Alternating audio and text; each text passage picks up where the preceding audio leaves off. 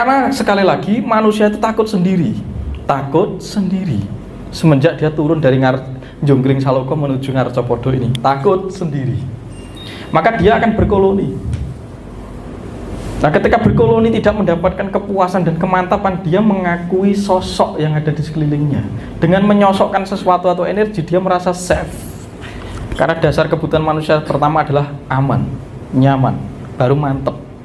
Kalau Anda berbeda ke sini, jika juga mengaku karena pikiran stres, itu tentunya berbeda. Langkah Anda semakin berat dan tidak bagus. Kamu harus berevolusi. Hidup itu bertumbuh dan berkembang. Apapun selama itu di bawah sinar matahari pasti berubah. Tidak ada yang kekal, tidak ada yang mandek. Dan kamu dituntun jiwamu untuk terus menemukan, untuk jari ini sampurnane urip lan mapane pati, kan begitu. Jadi untuk menyempurnakan kesadaran hidupmu tadi. Berarti kita terima, tapi kadang orang merasa sok bersih. Aku nggak dosa apa-apa kok diserang. Jangan begitu. Ada substansi dosa terkecil di dalam diri Anda, yaitu energi. Kalau ngomong dosa Anda ada selesai.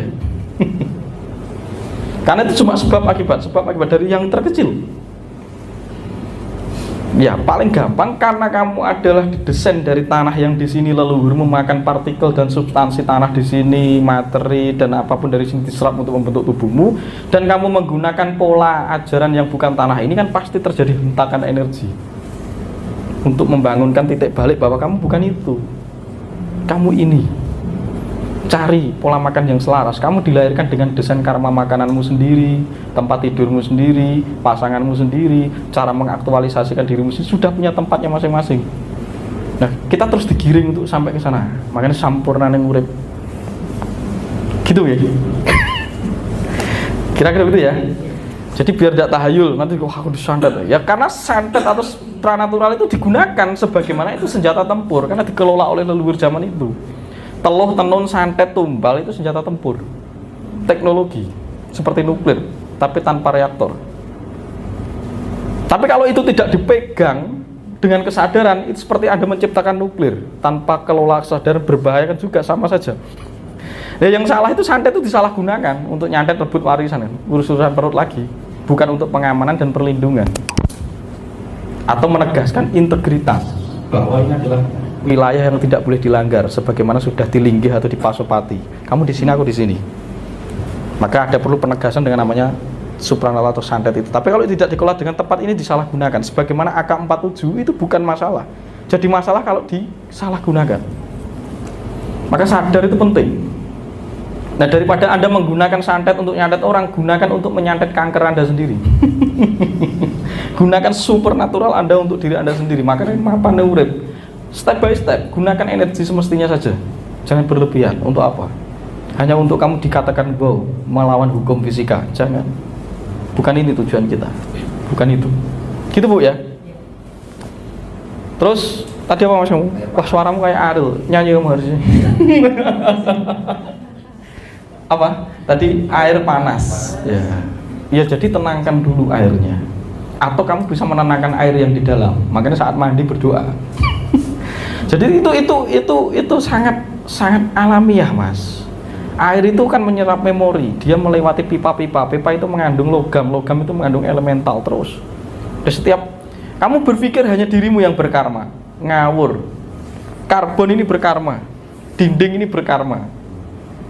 Kalau kamu peka, bisa berlatih sadar, kamu nempel di dinding ini, kamu bisa meretas siapa saja yang pernah memantulkan energi di sini. Makanya kok merinding ya aku di sini. Karena dia pernah merekam semua partikel ini. Apa yang terjadi di dalam kehidupan itu aktivitas prakamnya dan prakarti, rekam-merekam. Ketika Anda mati, alat rekamnya hancur. Tapi apa yang direkam masih. Tapi ketika nanti Anda terlahir kembali, terikat oleh susunan partikel dan membentuk sel, membentuk tubuh Anda, alat rekamnya muncul. Akhirnya ketika Anda melihat matahari, wah aku keingat leluhurku, karena matahari pernah merekam keberadaan leluhurmu, termasuk kamu di masa dulu. Semua partikel ini rekaman. Nah, bagaimana kita bisa mengelola memori ini sebenarnya? Maka karma itu memori, harus dialokasikan. Karena kalau tidak dialokasikan akan membentuk dalam diri kita. Ketika memori kita ada di otak, otak terpenuhi, dia akan membentuk memori di tubuh. Tubuh yang melebihi kapasitas banyak pikiran akan membentuk sel kanker, karena akan membentuk sel baru. Dan akhirnya meledak, karena kepenuhan memori. Rilis memorinya. Kesadaran itu berlatih merilis memori, mengalokasikan, menata aktivitas rekam-rekam memori. Nah, air melewati pipa, ya tentunya Anda harus sadar, harus tahu bahwa itu sifat alamiah. Bukan berarti kita mengubah itu, tapi memperlakukan itu. Ya, memperlakukan bagaimana kita harus mengendalikan diri kita agar bisa meruat dan merawat si air ini tadi. Ya sudah, mulai sekarang kamu sudah berada di dalam karma kolektif, hidup di kota dengan dinamikanya seperti itu, tidak seperti saya. Makanya berkarma yang baik ya. Tidak. Jadi memang itu karmamu. Kita harus sadar bahwa ini karma kita secara kolektif. Ya sudah, kita berisiko di kota, bukan berarti tidak ada treatment atau perlakuan. Maka pentingnya sadar. Ya, kalau mau mandi, kamu yang tepuk hatimu. Sabda. Memori air yang terpaksa keluar dan aku bikin mandi, misal begitu, tidak mempengaruhi memori yang ada di dalam darah dan seluruh tubuhku. Engsun jumeneng, ya gitu. Jadi airnya ditenang gitu ketika kamu mandi. Atau kalau memang itu untuk minum, ya didiamkan dulu atau didoai dulu. Kamu mantra, kamu tiup, tenang, kamu titik bersinergi ketika masuk ke dalam tubuhku. Kamu tidak menggangguku. Kamu akan membentuk keselarasan. Itu juga bisa kamu mulai dari pola makan. Amati kalau kamu belum sadar. Kasih jeda. Ketika kamu memakan sesuatu dan aku belum tahu ya Mas, ini makanannya selaras enggak? Gampang caranya. Kasih jeda, makan. Setelah makan itu kamu makan 5 menit atau 10 menit selanjutnya menimbulkan kamu semakin ngantuk, tidak selaras berarti. Tapi kalau meliburkan kamu tenang, lebih sadar, lincah dan aktif, selaras berarti. Tapi ketika kamu makan itu kok bikin ngantuk, tidur malah gitu, tidak selaras, jangan dilanjutkan. Tubuh menginstruksi bahwa makan itu tidak baik untuk kamu, itu bukan desain karmamu. Ngerti ya? Jadi kasih desain eling lan waspada itu dimulai dari situ juga. Kalau kamu belum bisa terlatih untuk ngerti ini cocok nggak, sentuh tangan. Kalau tangan nggak bisa ngerasakan, langsung dimasukkan ke tubuh, tunggu 5 menit 10 menit. Ketika makan itu hanya membuat kamu loyo, ngelokro, aras-arasan begitu, jangan dilanjutkan. Jangan dilanjutkan. Berarti makanan itu tidak didesain untuk kamu. Oke? Nanti terus diling-iling. Soalnya aku makan ini kita agak cocok. Udah, kamu punya desain sendiri. Gak usah nunggu treatment dokter. Bu, kamu diabetes, kamu gak boleh makan. Gak usah, tanya kepada dirimu yang paling jujur. Dokter tidak merasakan apa yang kamu alami. Tapi kamu selalu membawa dirimu ke dokter. Tidak ada orang lain yang menyembuhkan. Atau nanti pangusadan itu harus mengalami reinterpretasi ya Pak. Pangusadan itu berarti menunjukkan cara-cara kiat-kiat untuk self healing. Self healing. Ya, menunjukkan seperti ini, pola-pola seperti ini. Terus jenengan bagaimana ibu yang sudah pikun? Sekali lagi, karma. Anda tidak bisa merubah keadaan, tapi Anda bisa menjaga, mengelola keadaan itu. Berarti juga ada karma Anda yang terkait dengan ibu, ada karma ibu terkait dengan sakit dan masa tuanya yang seperti itu. Anda yang sibuk mengurusi tanggung jawab Anda, karena kita sedang bareng-bareng secara kolektif. Karma kolektif. Maka apa katanya Dante Alighieri itu apa Mas? Kalau krisis moral tapi kita tetap berdiam diri, maka itu adalah dosa terbesar. Ya, saat terjadi kekacauan kita berdiam diri, kita memprogram kekacauan massal. Ketika memprogram kekacauan massal, tetap ada implikasi terhadap kita. Karena partikel yang dia makan, yang ada di dalam tubuhnya sama seperti yang kita makan. Ketika nanti kita mati bareng-bareng, kita mendidik bangkai orang-orang yang bodoh akan melahirkan generasi yang bodoh lagi, karena dia memakai substansi tanah yang terurai dari bangkaimu. Dan itu karma. Nah, ketika seperti ini, energi yang hanya bisa Anda lakukan, pemberkati dan sadari ada peran apa, ada pesan apa. Berarti itu juga menjadi pendidikan Anda, karena jiwa Anda juga harus telaten dan sabar. Sebagaimana Anda dilatih untuk telaten dan sabar merawat dan meruat objek di luar diri Anda, sebagaimana itu untuk menata diri Anda juga agar matang jiwanya. Karena ketika tidak ditempa dengan seperti itu, Anda tidak mungkin berevolusi. Anda tidak mungkin mencari saya dan pencerahan seperti ini. Karena dengan ditempa dengan dinamika tertrigger, Anda akan selalu mencari untuk memperbarui dan menyempurnakan jalan hidup Anda. Dimulai dari sakit, dinamika keluarga, krisis kehidupan, macam-macam. Jadi banyak murid-murid saya itu yang pembisnis gagal, macam-macam. Bersyukurlah, karena kamu ditrigger untuk mencari jalan pencerahan. Berarti sedang dipanggil ke sini. Baru nanti kalau sudah ilmu selesai, sudah tahu cara mengelolanya, kembali lagi berbisnis. Atau ditanya, kamu juga pembisnis, kamu seharusnya perannya di sini. Macam-macam, sangat kompleks. Inilah keterkoneksian atau komunikasi. Karena kita bertemu karena karma. Saat frekuensinya nyambung sudah ketemu. Saat Anda mengalami dinamika seperti itu, Anda mencari. Nah sekarang Anda jawab, ya sudah, Anda tidak perlu melekat dan mendramatisir. Hidup sudah drama, jangan ditambah dramatisir. Kadang kita mendidik anak, mendidik orang itu terlalu mendramatisir dengan orang. Jangan mendramatisir. Melo-melo, wah seakan-akan aku korban, ini susah. Jangan begitu. Ajak madep-madep saja, sudah tak terima tatak, begitu loh. Hidup sudah drama, jangan didramatisir.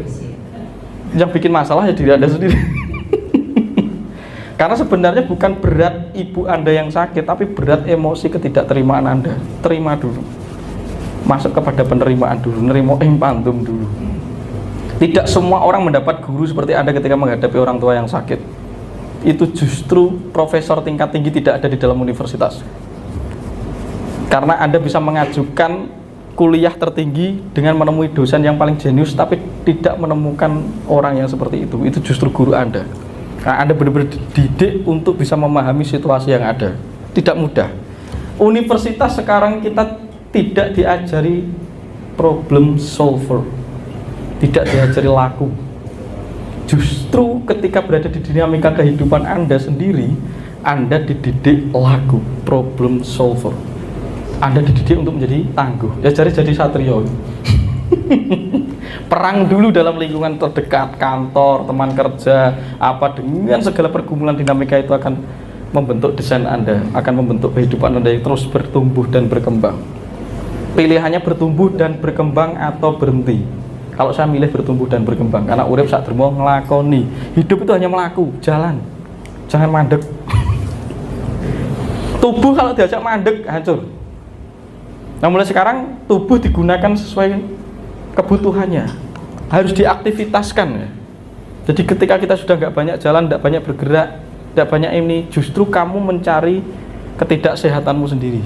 Sehat itu mengoptimalkan tubuh kita. Diam lama membunuhmu.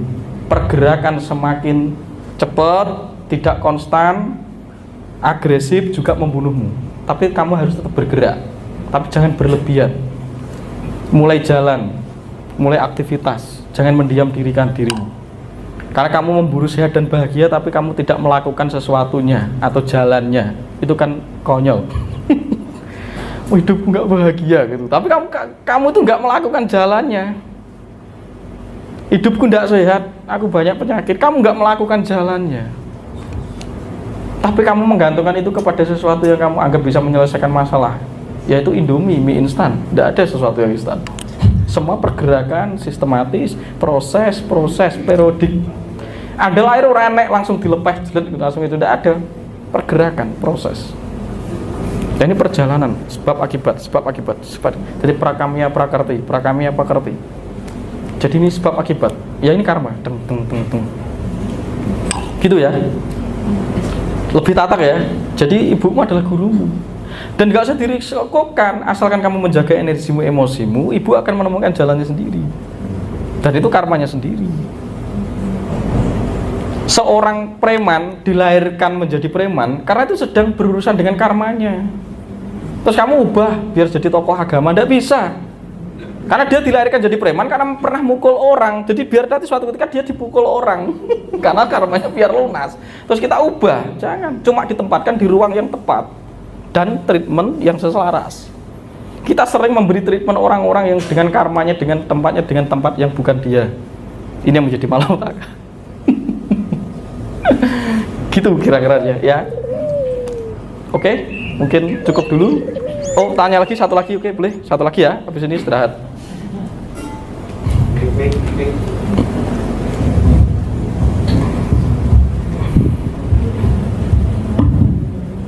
Terima kasih. Assalamualaikum warahmatullahi wabarakatuh. Waalaikumsalam. Saya orang Jawa dan kebetulan juga Islam. Tapi sebagai orang Jawa, saya merasa belum Jawani. Dan sebagai orang Islam, mungkin saya juga masih perlu banyak belajar secara Islam. kenapa saya menyampaikan ini tadi karena mungkin ada setelah dijelaskan oleh Mas Tunjung sebelumnya ini ada beberapa kesalahpahaman saya justru dengan Jawa itu, yang tadi mungkin ada klinik, ada itu yang pemahaman yang kita terima masalah pendamping kita oleh sosok kayak gitu ya, oleh sosok yang seperti ini, dan mungkin ada orang yang menyampaikan ke saya, kamu pendampingnya ini seperti ini ya gitu. Dan apa yang disampaikan Mas Tuyung tadi, saya justru bisa lebih menerima, katakanlah bahwa pendampingnya itu ada di telinga, ada di mulut, ada di hidung, ada di ini. Jadi sebelum itu saya punya kerentek, saya ini sedang berhadapan dengan profesor gitu ya, Profesor Tunjung sebenarnya. Tapi Mas Tunjung udah ngendika sendiri bahwa yang namanya profesor itu tidak harus ada di kampus-kampus, tapi bisa di mana-mana. Itu yang satu. Kedua, kalau kita belajar dari buku sejarah bahwa masa sejarah dan prasejarah itu kan ditandai dengan adanya tulisan atau aksara. Tadi di awal Mas Tunjung menyampaikan bahwa Jawa itu telah mengenal aksara, itu yang 10 yang tan imum engkong apa itu nah itu kita bisa dapatkan, katakanlah itu sebagai bagian dari sejarah Jawa itu dari mana? Itu maksudnya itu bisa terdapatkan ke kita, mendapatkan itu dari tulisan apa itu. Jadi itu saya kira yang ingin saya tanyakan. Terima kasih. Oke, itu saya jawab. Bagaimana soal Jawa dan urusan selama ini yang digugat-gugatkan sebagai pendamping? Semua berawal dari supiyah atau pikiran Anda sendiri atau item. Karena itu yang bisa mencipta, memproyeksi, mentransfer, menginskripsi, kan itu bahasa sainsnya gitu. Karena penyosokan itu hanya kodifikasi. Karena kita ingat bahwa jika orang belum memiliki mental yang matang, masih dipengaruhi oleh pikiran yang kesana kemari atau seperti kera yang loncat kesana kemari, dia butuh kemantapan. Karena sekali lagi manusia itu takut sendiri. Semenjak dia turun dari Jonggring Saloka menuju Ngarcopodo ini, takut sendiri. Maka dia akan berkoloni.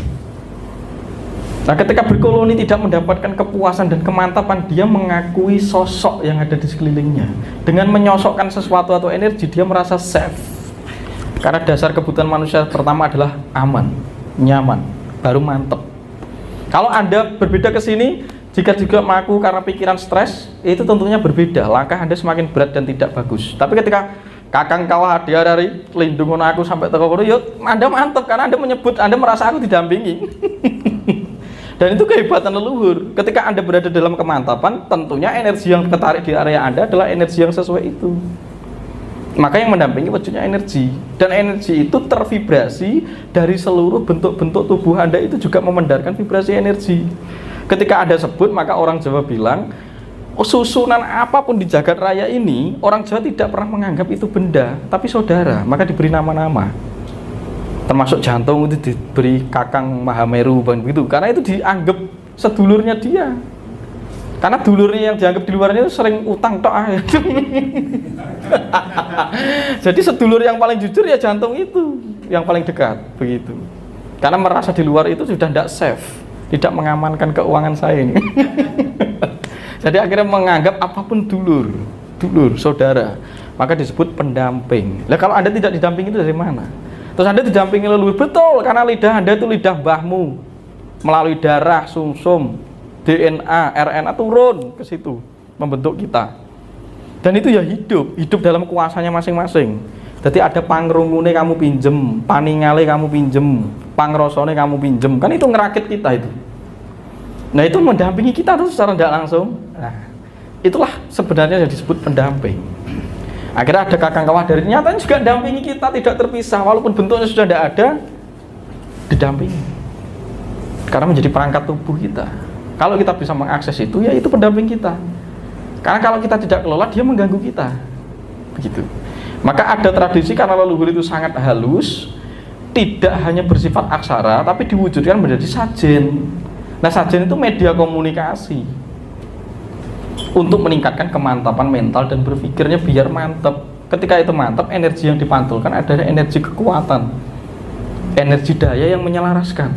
Karena untuk mencapai spiritual harus mentalnya matang dulu. Maka zaman dulu dididik di kuburan, ngambil sabuk, dididik mental harus selesai dulu. Kalau mental belum selesai, ini gentayangan, ini jadinya tahayulisme.